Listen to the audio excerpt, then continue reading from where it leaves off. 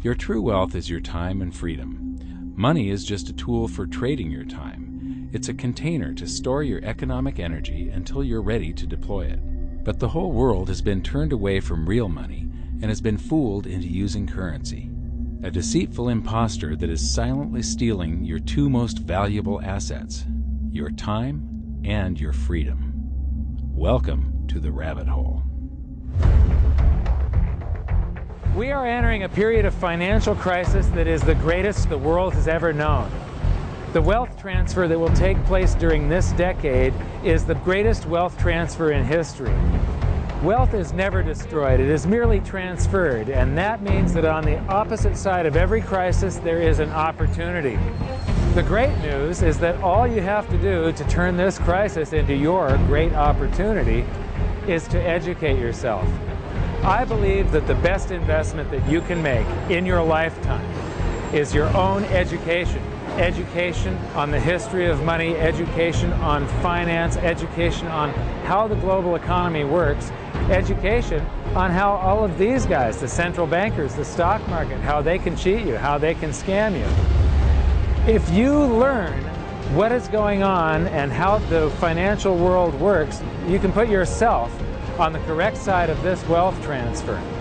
Winston Churchill once said that the further you look into the past, the further that you can see into the future. This program is all about creating your own crystal ball, being able to gaze into the future, being able to change this crisis, the greatest crisis in the history of mankind, into your great opportunity.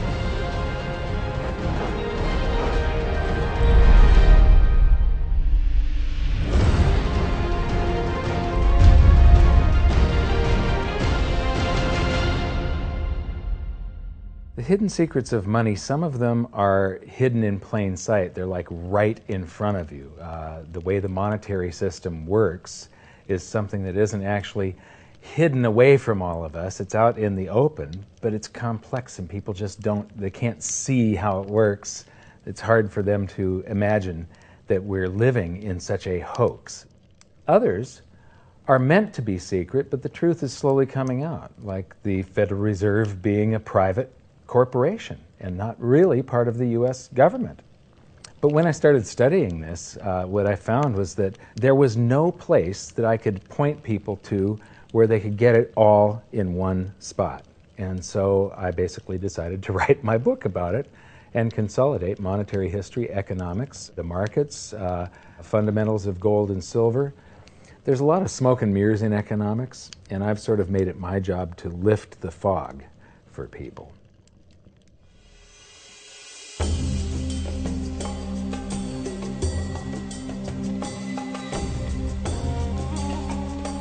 Welcome to Egypt. This is where it all began. Roughly 5,000 years ago, the Egyptians started using gold and silver as their predominant form of currency. But it was not yet money. The pieces of gold and silver that they were using were odd sizes and weights, odd purities, so it still was not interchangeable, where each unit is the same as the next. This meant that nothing really had a price yet. You couldn't put a price of so many coins on something because they didn't have coins yet. Trade was still difficult. It was still a guessing game when it came to the exchange of values. One of the reasons that we are in the financial mess that we are today globally is that people do not understand the difference between currency and money. Currency is a medium of exchange, a unit of account. It is portable, durable, divisible, and something called fungible. Fungible means that each unit is the same as the next unit. A dollar in my pocket buys the same amount as a dollar in your pocket. Money is all of those things plus a store of value over a long period of time. Even financial planners, bankers, your accountant, they don't understand the difference between currency and money. The currency in your pocket is a medium of exchange. It's a unit of account because it's got numbers on it. It's somewhat durable, it's portable, it's divisible in that you can make change, and it's fungible. A dollar in my pocket buys the same amount as a dollar in your pocket. But because governments can print more and more and more of it, and dilute the currency supply, it's continually transferring wealth out of your pocket, out of your bank account, to the government and to the banking system. The reason that gold and silver are the optimum form of money is because of their properties. It's an easy medium of exchange because gold and silver store a large amount of value in a very small area. It's a unit of account. Pure gold has the same value all over the planet. So an ounce of gold buys the same amount here in Egypt as it would in China or in the United States. It's durable. The same gold that Egyptians were using in trade 5,000 years ago is still here with us today. It does not corrode. It's divisible. You can make change with it. It's very portable. You could use something like oil as money. It's just that you can't carry around a barrel of oil on your back. It's fungible. Pure gold is the same wherever it is on Earth. Pure silver is the same wherever it is on Earth. It's limited in quantity. That's the reason that it maintains its purchasing power. Governments cannot print it. Over the last 5,000 years, only gold and silver have maintained their purchasing power. There have been thousands upon thousands of fiat currencies that are unbacked by gold or silver, and they have all gone to zero. It's a 100% failure rate. Well, fiat currency, of course, is a currency that exists at the dictate or by fiat from a government. You say they have their printing presses, and the paper money rolls off the printing presses. And then they give it the fiat designation, which makes the currency official. It's just worthless paper. But when Ben Bernanke gives it the special sign, and they have the cult meeting at the Federal Open Market Committee meetings, it suddenly becomes currency. If you look at what's really going on, it's a con game. And so there's confidence. Well, the Federal Reserve is very forthright about what they're doing. If you read their websites, they'll tell you it's a confidence game. They tell you that there's no intrinsic value in their money. They'll tell you that they print it backed by absolutely nothing. They actually display all these facts. But if you tell somebody in the public that this stuff is created out of thin air, there's no backing whatsoever, it's absolutely worthless, it's about as valuable as monopoly money, they'll look at you like you're nuts. Is there an example throughout history of a fiat currency, a piece of paper that's unbacked by anything, surviving? Short answer, no. Long answer, no. And here's why. When Addison Wiggin took over at the Daily Record, when I got cranked up, Bill Warner asked him to catalog all of the fiat currencies throughout history and what happened to each of them. Addison dutifully went to work. Within a short period of time, he had gone through the alphabet. All the fiat currencies that started with the letter A were done. They all went to zero. He was halfway through the letter B, and all the fiat currencies that started with the letter B, and there were 600 of them in just the first letter and a half of the alphabet, and every single one of them went to zero. Every one. 600 fiat currencies that start with the letter A, and half of the ones that start with the letter B are 600 of these things. Not one ever came close. Would you think this one, the United States dollar, is going to be the first one after all that? I don't think so. No. No currency, fiat currency has ever survived. None. The thing about money is there actually is a fairly well accepted definition of what money is. The question is, as you apply that definition to particular things that people claim to be money, do they fit the definition? We'll just take the paper dollar, for example. How well does it perform those functions? Well, store of value. The dollar has lost 95% of its purchasing power since the creation of the Federal Reserve in 1913. So not very good as a store of value. One of the things I do is just a way to get the audience's attention is I have a slide, and there are 3 pictures on the slide. One is a pile of monopoly money. The other one is a pile of Federal Reserve notes, what Americans would call paper money. The other one is a solid gold American Eagle 1-ounce coin. And the title of the slide is, which of these is not like the other? And if you know the show Sesame Street, or you have children who watch it, it's one of the favorite vignettes in Sesame Street. And what it really is a kind of IQ test for 5-year-olds. They're supposed to look at the 3 things and look at characteristics and find the one that's not like the other. Well, I've shown this slide to groups of Ivy League University professors, and I've also shown it to, children, kind of 5 years old, my nieces and nephews and so forth.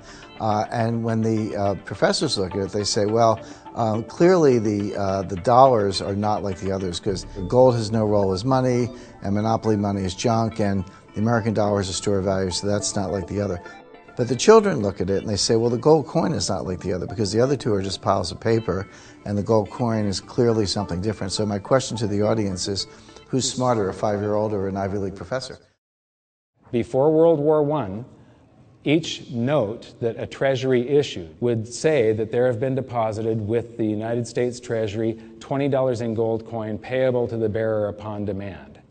The money was in the vault.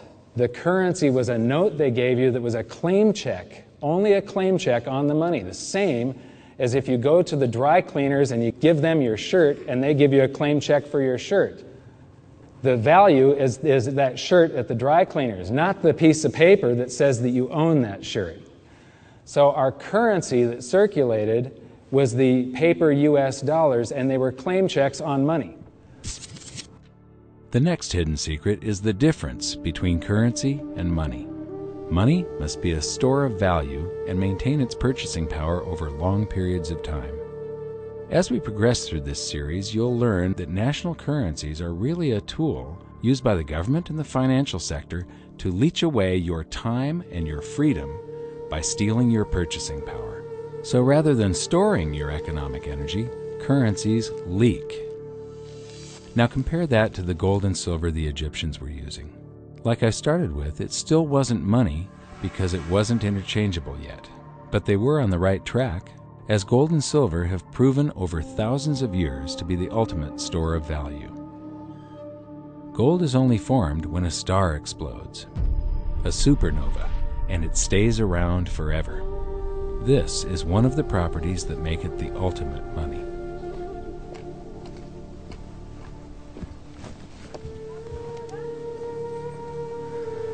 People are amazed that after 5,000 years, the pyramids are still here. But what I'm more amazed at is that the currency that the people that built this were using, that currency, that gold and silver that they were using in trade on a daily basis, is still around today. It may have been melted down and re-refined, and it's in a coin or a bar or in some piece of jewelry, but it's still with us today, and it still purchases something. Yes, it is the ultimate money because there is nothing else even in the same league. It's divisible, it's permanent, it's a store of value, it's a unit of account. It's got everything you want out of money, but it doesn't go away, and it can't be increased. That is what makes gold the most beautiful money of all. What more could you ask out of a money? It keeps governments under control. You can maintain a solvent system. Governments don't like gold at present because they're getting away with the fiat currencies, and they'll do everything they can to discredit it as an asset class. I mean, my goodness, gold has outperformed the Dow Jones Industrial Average in each of the last 7 years, yet it's not considered a legitimate asset class. Why? Again, it's the fear that maybe gold will be imposed on the system, that it will constrain government ability to spend beyond its means. They can't print it. They can't print it, no. The proper definition of inflation, I use Milton Friedman's definition. Inflation is an expansion of the currency supply. Deflation is a contraction of the currency supply. If you expand the currency supply, eventually prices will rise. And if you contract the currency supply, eventually prices will fall. This is a pool, but it's not a pool of water. This is the currency pool. And these are prices. And if you expand the currency supply, prices like a sponge in water have to rise to suck up the excess currency. Governments never stop printing more currency and adding currency to circulation.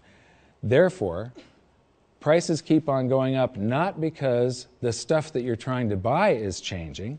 The real estate doesn't change. What has changed is the currency purchases less and less. It's the currency going down, not prices going up. The truth is, what we have that makes our world work right now is a big story. None of it's real. It's all just promises. And if you think about it, that's how currency began to work in the beginning. You know, before we had currency, we had barter. I'll give you 3 coconuts and you give me 4 fish, because that's kind of a fair exchange on coconuts to fish. But that got complicated, so we had to invent this thing called money to be a divisible, portable medium of exchange. And the challenge is that we lost that a long time ago, when we lost having things of value be our currency. And now we have this thing called numbers and accounts. But trust me, it is not real. It's a big made-up story. One of the biggest make-believe stories ever is called quantitative easing, which sounds complex, but it's really just a smoke and mirrors term for currency creation. QE started with the banking bailouts back in 2009. This currency was created out of thin air and then given to the banks, who paid themselves record bonuses in reward for crashing the world economy. This is a global phenomenon, but all you have to remember for now is that whether it's QE bailouts or stimulus programs, these are all just voodoo, hocus-pocus terms for increased currency creation. I believe gold and silver will reassert themselves as money. And when they do, there just isn't enough, and their purchasing power is going to go up many, many, many times. Egypt is an amazing place. There's a franticness about it, and utter chaos, especially like the traffic. But when it comes to like all of the merchants that are trying to get every last dime out of you, you get fleeced to the point where you come back with an empty wallet. But you know what? They're amateurs compared to Wall Street. In the past several years, I've spoken in many countries about the crisis that's coming, and a lot of people think that they're going to be okay in their country, that it's only going to happen to the United States or maybe the United States in Europe. But what they don't realize is that this is a global phenomenon. I got to show you something here. This is base currency in the United States. This is the number of paper dollars that exist, basically. It took 200 years to go from no dollars in existence to 825 billion. And then we had the bailouts, and then we had QE1, quantitative easing 1, then QE2, and then we had QE3, and then QE4, and then soon we're going to have QE57 and QE382. And it isn't just here. This is what the Canadian currency supply looks like. This is Australia, South Africa, Russia. Now, this starts out in just the year 2001, and this is like 18 times more currency in existence in a little over a decade. Here's Singapore, same story. Look at that, since the crisis, just bam. India, China, every government on the planet is doing this insane deficit spending and expanding their currency supplies, doing bailouts, and history shows that there is no example of this turning out well. It is sometimes amazing that we haven't experienced more inflation than we have. If they keep expanding the money supply so vastly, why aren't our prices growing faster than they really are? And the answer is that a good chunk of the money that the Fed created has been shipped overseas. I remember early in my research, I heard this expression that the Americans have exported their inflation. I thought, what is that? How can you export your inflation? Put it in a box and send it out? What do you do? Well, now I understand. You export your inflation by simply sending all these dollars that you created to these other countries, and then they send you their refrigerators and their cars and whatever, their TV sets. So you get hardware, and they get little pieces of paper. It's a great deal for the American people for a while. For a while. Sooner or later, all of those pigeons come home to roost. When the time comes, as it looks like it's now coming, when the rest of the world is saying, we don't want to play this game anymore, Uncle Sam's dollars are just becoming worthless, there are too many of them, we've got to find something else other than American dollars, then those dollars start to come back to America. People say, we don't want them anymore, what do we do with them? Once this revs up and we've got this little trickle of money coming back that we previously exported. Once it becomes a flood and it starts to rush back, now we are getting our former exported inflation brought back to us, and then we'll see the quantity of money inside the United States grow much more rapidly even than the Federal Reserve can create it, because we're getting a previous money back. And that's when we will really see the tanking of the US dollar in terms of what it will buy. During the second round of quantitative easing, global food prices went up 60%.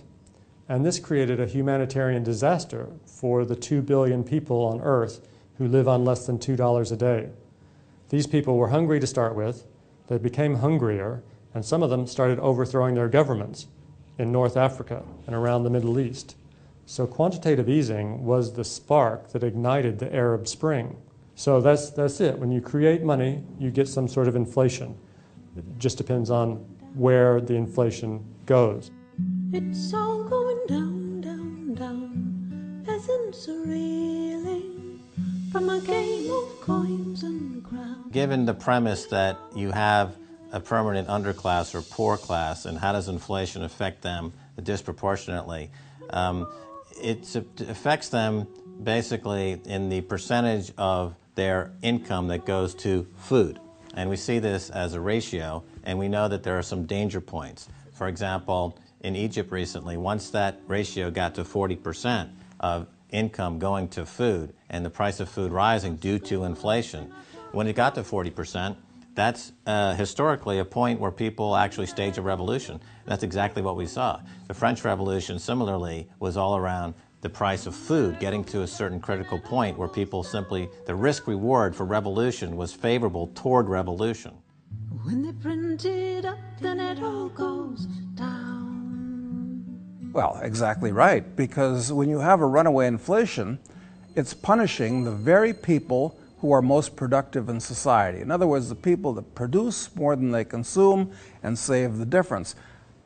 The problem is that those productive people, the savers, save in their national currency. And unfortunately, the national currency is just a fiat piece of paper at this point. So when it's destroyed through runaway inflation, that $100,000 that you were hoping to retire on doesn't exist. And the things that you were going to buy with it and provide for others don't exist either. Now what are you going to do? So that all seems pretty scary. However, this is going to happen, and you can only play the hand that you're dealt. But the great news is that gold and silver always end up doing an accounting of the expansion of the currency supplies. Basically, the will of the public and the free markets. When governments do this kind of stuff to their currency supply, they debase it. Eventually it comes back in inflation. People sense the loss of their purchasing power. They rush back to gold and silver, and they bid the value of the gold and silver up in the country until it meets or exceeds the value of all the currency in circulation. This is a process that's been going on over and over again throughout history, except this time it's happening on a global scale. It has never before happened in all countries at once. And that means that this is the greatest wealth transfer in history. Therefore, it's the greatest opportunity in history, and it's not going to happen again in your lifetime. So now we've learned that your true wealth is your time and your freedom. Money is a trading tool that stores the economic energy that is your time and freedom, whereas currencies leak them away. Gold and silver are the ultimate money simply because of their properties. Fiat currencies are based solely on confidence and always return to their intrinsic value of zero. Governments don't like gold because it imposes restraint.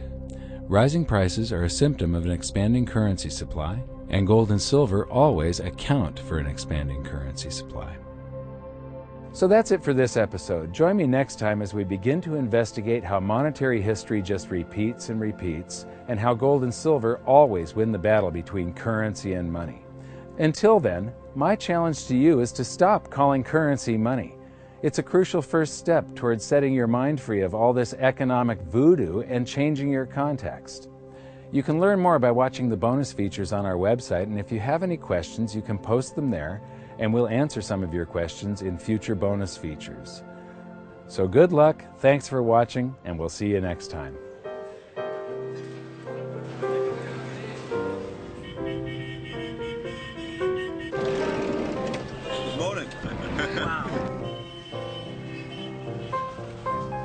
What does fiat mean?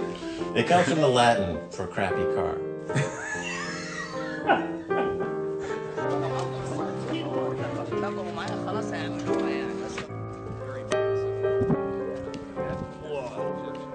In the desert in a suit. My camel died. You're not too sure about that, are you? Huh?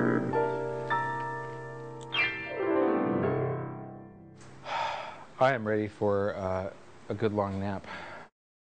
Hi, welcome to this bonus feature for the very first episode of Hidden Secrets of Money. And this is currency versus money. So that's the major topic that